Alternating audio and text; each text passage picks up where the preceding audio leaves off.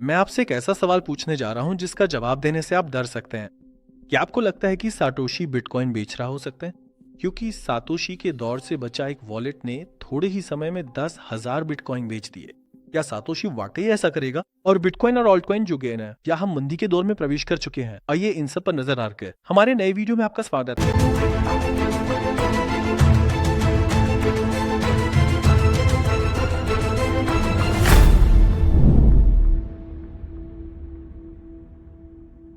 मैं आपसे एक ऐसी बात साझा करना चाहता हूं जो मुझे बहुत मजेदार लगती है। क्या हम मंदी के दौर में प्रवेश कर चुके हैं? देखिए, मैं ट्विटर पर देखा सतोशी के दौर से बचा वॉलेट बिटकॉइन बेच रहा है। क्या हम मंदी के दौर में प्रवेश कर चुके हैं? एथीरियम $3,000 से नीचे दे गया। क्या हम मंदी के दौर में प्रवेश कर चुके हैं? 200 दिनों की मूविंग एवरेज टूट लिया है। क्या हम मंदी के दौर में प्रवेश कर चुके हैं? मुझे ये सवाल बहुत मजेदार लगता है, क्योंकि ये सोचते हैं कि हम बुल मार्केट में है। ये वे लोग हैं जो ये ट्वीट करते हैं। दोस्तों, ये बहुत मजेला है। हम इस समय मंदी के दौर के भी खुलंग हैं, यानी हमने बहुत लंबा घाटे वाला सीजन देखा है। चलो ट्रम्प की बात करें। नवंबर में 2004 जीत गया। नवंबर दिसंबर में हाँ कुछ बढ़ोतरी हुई, लेकिन उसके अलावा पूरा एक साल हमने साफ तौर पर घाटे का साल देखा। हम पहले से ही मंदी का दौर जी है। कोई बुरी या अच्छी खबर आने के बाद हमें ये कहना चाहिए कि क्या हम बुल मार्केट में जा सकते हैं? क्या हम बुल मार्केट में प्रवेश करेंगे? देखिए, ये तो एक साइडवेज दौर भी दी है। हम मंदी के दौर को अपनी हड्डियों तक महसूस कर रहे हैं। हाँ, हम मंदी के दौर में हैं। खैर, चलिए अपने विषय पर लौटते हैं। सातोशी मेरा ही है। क्या सातोशी बिटकॉइन बेच रहा हो सकता है? अब जस्ट तो एली साइट पर साझा की गई ये तस्वीर कुछ दिन पहले साझा की गई थी। हम इस वॉलेट को भी ट्रैक कर सकते हैं, बिटकॉइन वॉलेट को। सातोशी के दौर से बचा हुआ एक वॉलेट 14 साल तक बिल्कुल भी नहीं हिला, और उसके पास रखे हुए थे 10,000 बिटकॉइन, जिनकी कुल कीमत लगभग $1 अरब बनती है। उसने उन्हें बेच दिया। अब ये बहुत महत्वपूर्ण एक डेटा है। बिटकॉइन एक ऐसा कॉइन है जिसे बेचा नहीं गया था, लेकिन हाँ, सातोशी के समय में इस पर विश्वास करने वाले भी थे। सातोशी ने कुछ पोस्ट्स किए थे बिटकॉइन टॉक वर्क पर, और उस समय में शामिल होने वाले लोग भी थे। बिटकॉइन की कोई प्री सेल नहीं थी, लेकिन शुरुआती दौर में शामिल होकर पैसों के बहुत छोटे हिस्सों में खरीदने वालों के पास बिटकॉइन है। अक्सर हम देखते हैं कि उस दौर से बचे हुए वॉलेट सब बिटकॉइन बेच रहा है, लेकिन मैं नहीं मानता कि ये वॉलेट सातोशी के हैं। यहाँ तक कि मुझे लगता है कि सातोशी बिटकॉइन बेच ही नहीं सकता, क्योंकि मुझे लगता है कि सातोशी अब इस दुनिया में नहीं है। मेरा मानना है कि सातोशी अब मर चुका है, यानी वो अब जीवित नहीं है। लेकिन सातोशी ने यह काम कभी भी पैसे के लिए नहीं किया। सातोशी के लिए पैसे से कहीं ज्यादा महत्वपूर्ण चीजें हैं। एक न्यायपूर्ण जीवन, एक न्यायपूर्ण मानव दिवस था। सातोशी ने इसके लिए जिया और इसी के लिए अपनी जान दे। उसने अपनी कमाई हुई बिटकॉइन में से एक को भी नहीं छुआ, यानी बात कभी भी पैसे की रही थी। उसका नाम हांस हो सकता है, माइकल हो सकता है, या दूरपुर से हारूटो भी हो सकता है, लेकिन उसने खुद को अपनी माँ बाप द्वारा दिए गए नाम से नहीं, बल्कि अपने चुने हुए नाम से पहचानना चाहा, सातोशी नाकामोटो।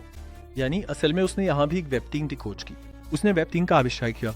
हमारे अपने नाम, हमारे अपने अवतार और हमारी अपनी मुद्रा। उसने हमें जबरदस्ती दी गई कागजी मुद्रा का इस्तेमाल नहीं किया, या फिर उन बड़ी कंपनियों द्वारा बनाई गई जो आजकल बहुत ज्यादा मूल्यवान हो रही हैं, ऐसी सोने जैसी चीजों का भी इस्तेमाल नहीं करना चाहा। वो ऐसी मुद्रा बनाना चाहता था जिसे हम सब मिलकर बनाएं, सब कुछ नियंत्रित हो और वो सिर्फ हमारी हो।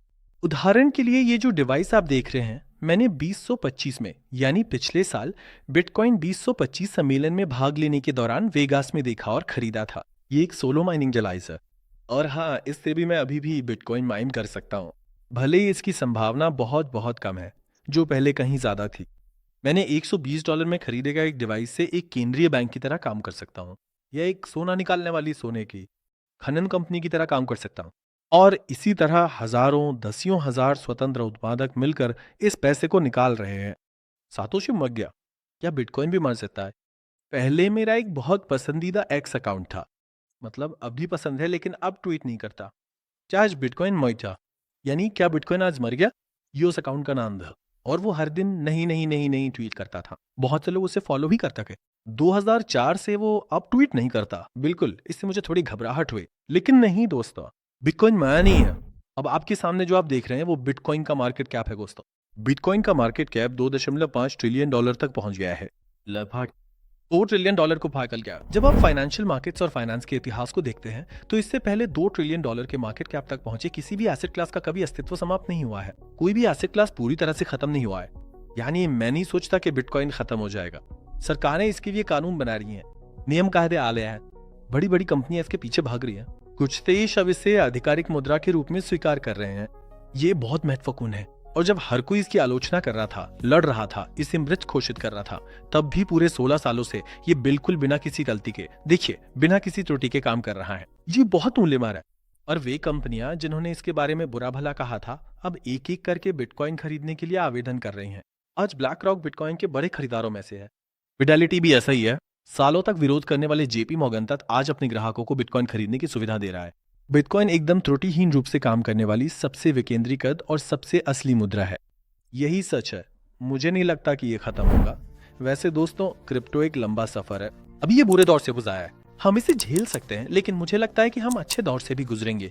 इस सफर में आप हमारे चैनल से जुड़ सकते हैं और क्रिप्टो से जुड़ी सामग्री का लाभ उठा सकते हैं। सब्सक्राइब करना और वीडियो को लाइक करना ना भूलें। क्या बिटकॉइन मर गया? ये एक आकर्षक शीर्षक है। इससे जुड़ी एक वेबसाइट भी है दोस्तों, bitcoindeaths.com, और यहाँ हर बार जब पूछा गया है कि बिटकॉइन मर गया है या नहीं, देखिए इन्होंने उन समयों के लिए एक ग्राफ बनाया है जब ये बहुत ज्यादा साझा किया गया था। नीचे इन्होंने लोगों के नाम भी डाले हैं दोस्तों, और जब हम देखते हैं तो कुल मिला के 450 बार ऐसा सोचा गया कि बिटकॉइन मर गया है।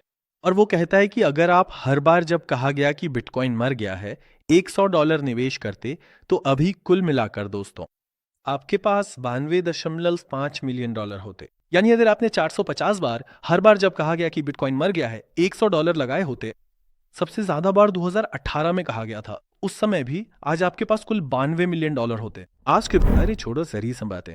आप कह सकते हैं कि बिटकॉइन एक खराब निवेशावर है। आप कह सकते हैं कि कहाँ है वो पैसा, हम तो कमा नहीं पा रहे। लेकिन समस्या ये है कि आप बिटकॉइन में नहीं है दोस्तों। आप लोग तो ऑल्ट कॉइन्स हैं, और आज भी आप सोचते हैं कि बिटकॉइन के लिए अब देर हो चुकी है।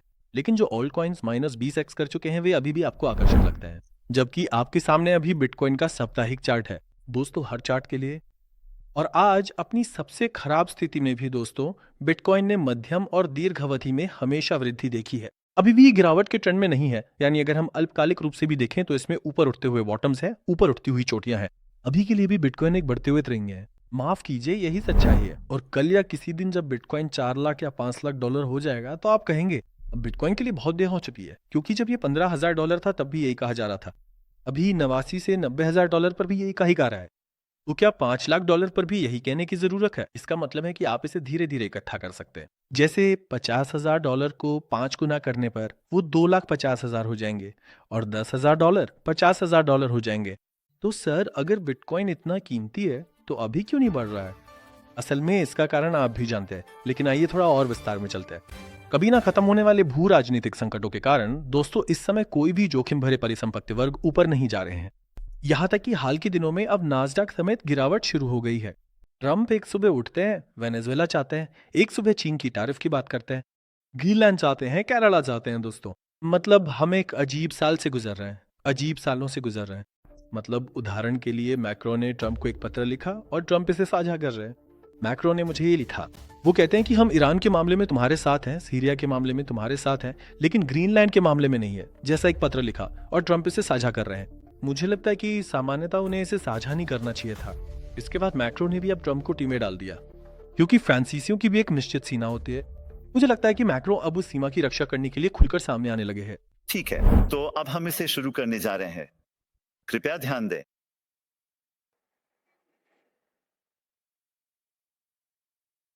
आइए दुनिया की सबसे महत्वपूर्ण समस्याओं को कुछ ही मिनटों में पूछने की कोशिश करें। लेकिन ये स्पष्ट है कि हम जिस समय में पहुंचे हैं वो समय कई तरह की हिंसा और असंतुलन के लिए जाना जाता है। सिर्फ सुरक्षा, स्थिरता और आर्थिक दृष्टि से ही नहीं। हमारी मौजूदा स्थिति कितनी अच्छी है। लोकतंत्र के साथ हमारा सामना एक कोड है, और 2024 में 60 सालों में सबसे अधिक राजनीतिक संघर्ष निश्चित रूप से एक रिकॉर्ड है।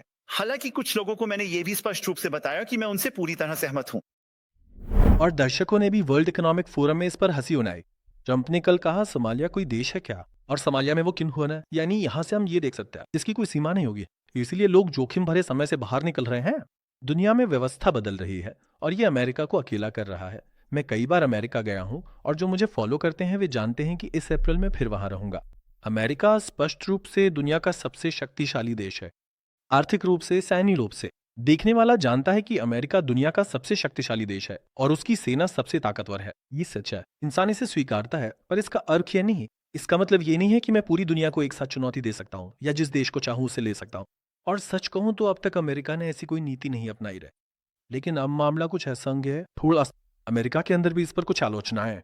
लेकिन आखिरकार आज मैक्रो ने या यूरोप ने कहा कि क्या हमें फिर से चीन और रूस के करीब आना चाहिए। कनाडा ने कहा कि यूरोपीय संघ और कनाडा को मिलकर एक नया मार्ग बनाना चाहिए।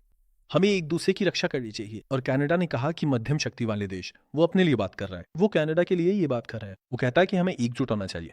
अगर आप कहते हैं कि हाँ, अमेरिका और रूस के बीच समस्याएं पैदा होंगी, अमेरिका और चीन के बीच समस्याएं पैदा होंगी, लेकिन अमेरिका और यूरोपीय संघ के बीच समस्या पैदा होने की संभावना को कोई भी नहीं आंक सकता था। और अभी देखिए सैन्य बलों की तैनाती हो रही है, जैसे कि ग्रीनलैंड में, और एक जोखिम है। हाँ, बहुत बड़ा जोखिम है। और अगर आपने थोड़ी समय पहले कहा होता ऐसी संभावना है, तो कोई भी विश्वास नहीं करता, क्योंकि यूरोपीय संघ में देखिए अंग्रेज, डच, स्पेनिश, ये सब असल में अमेरिका के भाई हैं। यानी ये वे देश हैं जो सिर्फ भाई भाई नहीं, बल्कि 400 साल पहले इंग्लैंड से, स्पेन, हॉलैंड और उन क्षेत्रों से प्रवास करने वालों ने अमेरिका नामक देश की स्थापना की थी।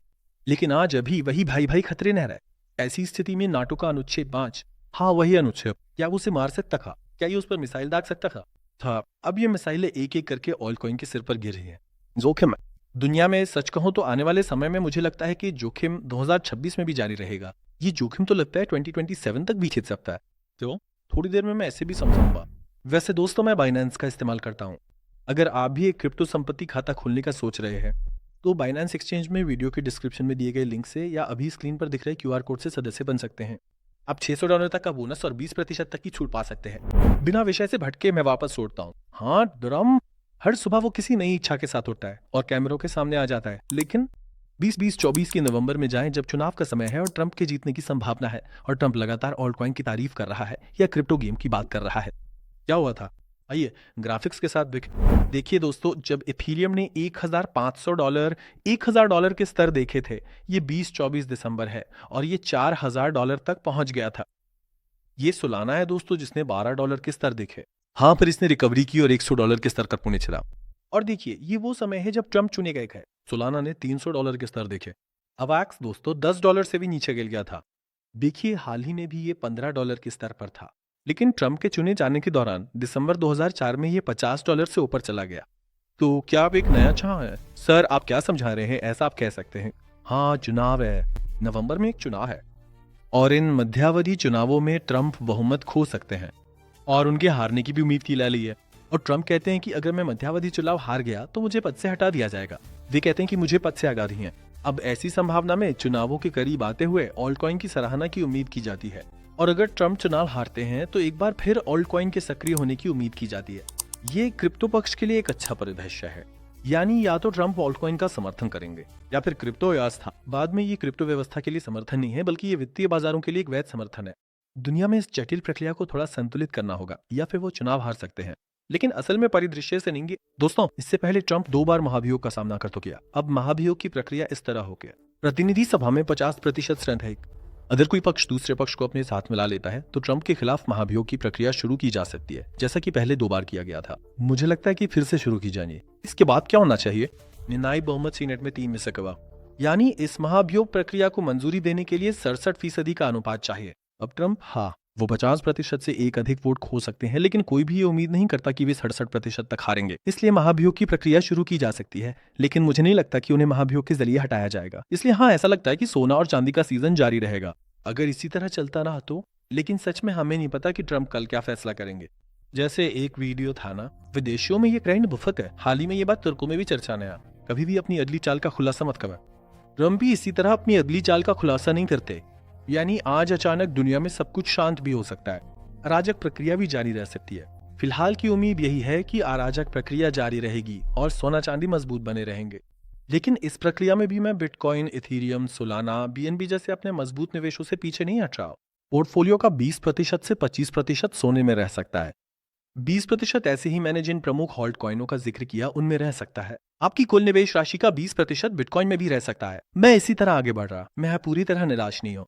वित्तीय बाजार ऐसे ही होते हैं, जब सब लोग सबसे ज्यादा निराश होते हैं तब फीनिक्स पक्षी फिर से जन्म ले सकता है। मैं सतर्कता नहीं छोड़ूंगा। क्या जोखिम है? बहुत ज्यादा जोखिम है। क्या जोखिम खुद को दिखा रहा है? बहुत सारा जोखिम साफ तौर पे नजर आ रहा है। हम डरपोक निवेश के मौसम में हैं। डरपोक संकोची संपोची।